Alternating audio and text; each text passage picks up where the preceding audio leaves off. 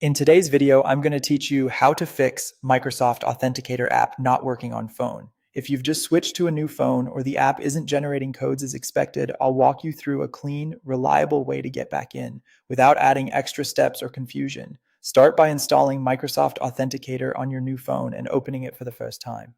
When you reach the setup screen, look for the option that says Restore from Backup. This is the fastest path if you previously turned on backup in the app. Choose Restore, then sign in with the same personal cloud account you used before. Using the exact same account is essential. It's what links your saved Authenticator data to your new device. Once you confirm, the app will begin bringing back your accounts and settings. Give it a moment to finish and make sure the phone has a stable internet connection.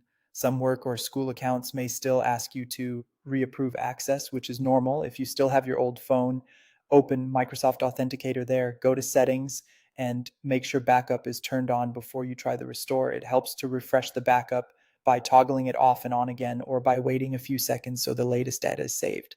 Keeping the old phone on Wi-Fi during this step can speed things up. Once backup is confirmed on the old phone, return to your new phone and complete the restore by signing in with that same personal cloud account.